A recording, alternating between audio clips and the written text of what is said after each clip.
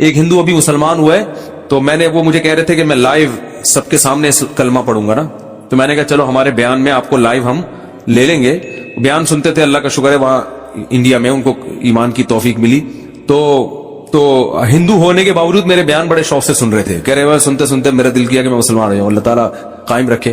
تو میں نے کہا لوگوں کو موٹیویشن ملے گی، تو انہوں نے کہا میں سب کے سامنے. پھر مجھے خیال آیا بھائی اتوار میں تو ٹائم ابھی ہے، زندگی کا کوئی بھروسہ نہیں ہے. میں نے کہا اگر آپ اس سے پہلے مر گئے، انہوں نے کہا بات تو ٹھیک ہے. میں نے کہا پھر فون پہ ہی کلمہ پڑھو.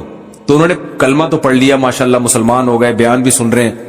لیکن انہوں نے کہا میرے لیے سب سے بڑی آزمائش یہ ہے کہ ہندوؤں میں جب ماں کا انتقال ہوتا ہے تو بڑا بھائی ہے جو چتا کو سب سے پہلے آگ لگاتا ہے. میں سب سے بڑا ہوں اور میری ماں کی طبیعت بہت خراب ہے، بظاہر ایسا ہی لگتا ہے کہ وہ دنیا سے جانے والی. تو میں نے تو ان کو سمجھایا اپنی ماں کو مسلمان کر لو. کہہ رہے وہ نہیں ہوگی، وہ نہیں ہوتی. کہنے کا میرے لیے مسئلہ یہ ہے کہ ان کے انتقال کے بعد چتا کو آگ سب سے پہلے میری ذمہ نہیں لگائی تو پورا خاندان کھڑا ہو جائے گا. اب ان کا کیس چل رہا ہے، میں نے ان کو مولانا کلیم صدیقی صاحب کا نمبر دیا ہے ہندوستان میں کہ ان سے رابطہ کریں، وہ آپ کی مدد کریں گے.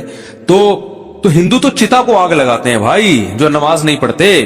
تو آپ بھی اگر نہیں مانتے نماز کو، جو زیادہ تر یہ فواد چودھری معذرت کے ساتھ اس طرح کے لوگ بار بار علماء کو برا بڑا کہہ رہے ہوتے ہیں نا، ان سے کو آپ وصیت لکھو کہ میرے مرنے کے بعد کوئی مولوی میرے جنازے کے قریب نہیں آئے گا، میری نماز جنازہ کوئی مولوی نہیں پڑھائے گا. تو یہ سب پھر مولوی سے اگر آپ نے دستبرداری کا اعلان کرنا ہے تو پھر پورا مولوی لیس ہو جاؤ آپ، صحیح ہے نا.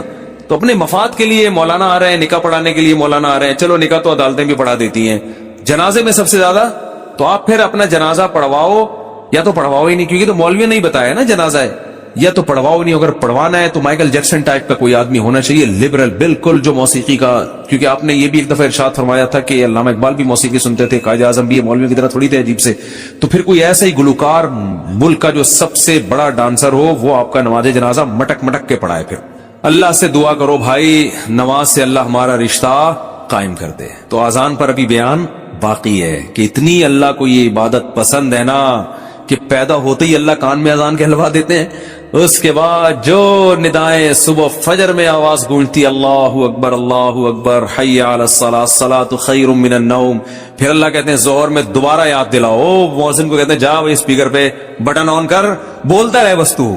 لوگ کہیں گے کہ یار جب نماز کا ٹائم ظہر کا 1:05 ہے تو بتانے کی ضرورت کیا ہے. اللہ کہتے ہیں ان کی باتوں میں مت آنا. 1:05 ہے تو 1:45 پہ بتا دینا ان کو کہ 15 منٹ رہ گئے، 20 منٹ رہ گئے. فجر کا ٹائم روزانہ اناؤنس ہوتا ہے، 6:30 پہ، آج 6:45 پہ اناؤنسمنٹ ہوتی رہے گی. اللہ کہتے ہیں اتنی اناؤنسمنٹ کافی نہیں ہے، ہر دفعہ پوری اذان ہوگی، حی علی الفلاح، آؤ کامیابی کی طرف، آؤ نماز کی طرف. حج میں اعلان نہیں ہوگا، رمضان کا اعلان نہیں ہوگا، اعلان کرنے والوں کو برطرف کر دیا، ہلال کمیٹی سے نکال دیا. ٹھیک ہے نا. نماز کا ہر دفعہ اعلان ہوگا، اور اتنی اذانیں ہوتی ہیں نا پوری دنیا میں کہ ایک سیکنڈ کے لیے بھی دنیا اذان سے خالی نہیں ہوتی، دی جا رہی ہے اس وقت سے. تو یہ اس لیے کہ اللہ کی نظر میں اس کی اہمیت اور ویلیو بہت زیادہ. اللہ کہے گا ابھی اس مؤذن کو کہا ہے صرف ان کو سناؤ، زبردستی کسی کو لے کے نہیں آؤ مسجد میں، ابھی زبردستی کا ٹائم نہیں ہے، ابھی حساب و کتاب کا ٹائم نہیں ہے. تم نے حی علی الصلاح حی علی الفلاح کہہ دیا، اللہ کی کبریائی بیان کر دی، ان کی مرضی آئے نہ آئے. تم گھر تک تھوڑی جاؤ گے بیل بجا کے، بھائی میں نے تمہیں حی علی الصلاح کا تمہیں سمجھ میں نہیں آیا کیا، انگلش میں بتاؤں میں تمہیں؟ نہ مؤذن کے لیے جانا کیا ہے، ناجائز. علماء نے لکھا ہے کہ جب اذان ہو جائے نا تو کسی اور طرح سے دعوت دینا جائز نہیں ہے، کیونکہ یہ اللہ کی دعوت کمپلیٹ دعوت ہے. اب آپ اخپل طریقے سے مائک بھونپو ہاتھ میں لے کے لوگوں بلانے، جیسے بعض جگہوں پہ ہم نے دیکھا مسجدوں میں اذان ہو جاتی ہے، پھر ایک اردو میں اذان شروع ہو جاتی ہے، حضرات اذان ہو گئی ہے، مسجد میں اتنے بڑے ٹائم ہے، آپ کو بتایا آپ آ جائیں، مرنا ایک دن اٹھنا ہے، وہ پورا پروگرام شروع ہو جاتا ہے نا. چلو زندگی میں کبھی ایک آدھ دفعہ ہو جائے تو ایک الگ بات ہے، لیکن مستقل بنیادوں بھی بعض مسجدوں میں ہو رہا ہے ہمارے. چھوڑو رہنے دو. تو اس لیے علماء نے کہا اللہ نے پراپر رکھی اس لیے کہ دوبارہ کسی اور دعوت کی ضرورت نہ ہو. تو اب اللہ کہتے ہیں اب آنا ہے آ، نہیں آنا نہیں آ، یہ حساب میں آخرت میں لوں گا کہ تو اتنا ڈھیٹ 1400 سال سے فضاؤں میں ہر نماز کے ٹائم پہ یہ ندا گونجتی ہے. نہ سردیوں میں اس میں ناغا ہوتا ہے، نہ گرمیوں میں ناغا ہوتا ہے، نہ راتیں لمبی ہو تو ناغا، نہ راتیں چھوٹی ہو، حتیٰ کہ سفر میں بھی اذان کا حکم ہے. اذان کہو، پھر جنگل میں اکیلے نماز پڑھو اذان کہو. یہ ایسی اللہ کو ندا پسند ہے بھائی، یاد دہانی لازمی کراؤ.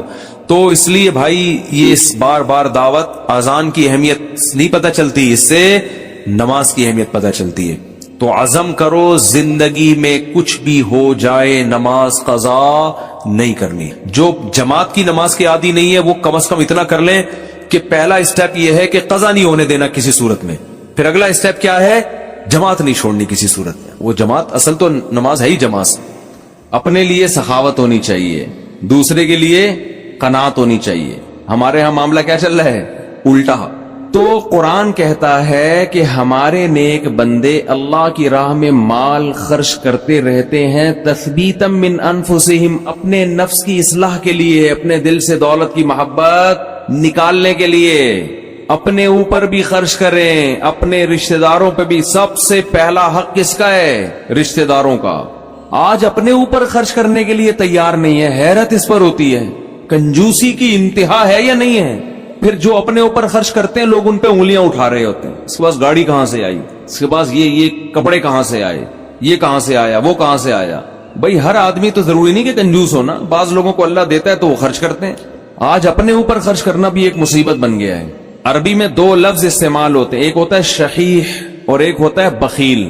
بخیل کہتے ہیں جس کی جیب سے دوسرے کے لیے روکڑا نہ نکلے, اور شحیح کہتے ہیں اپنے لیے بھی نہیں پیسے نکلتے. وہ چائنا والوں کی طرح قبر میں لے کے جاتا ہے.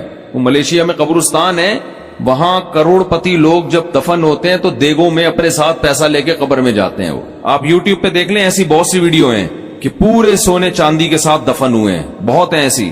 ہمیں ہمارے نبی نے فرمایا صلی اللہ علیہ وسلم, دنیا مسافر خانہ ہے, میری مثال اس سوار کی طرح ہے کراکب استظل تحت شجرہ. ایک مسافر سفر کرتے کرتے درخت کے نیچے لیٹ گیا ہو, تھوڑی دیر سستانے کے لیے, آرام کے لیے, اس کے بعد اس نے موو کرنا ہے یہاں سے.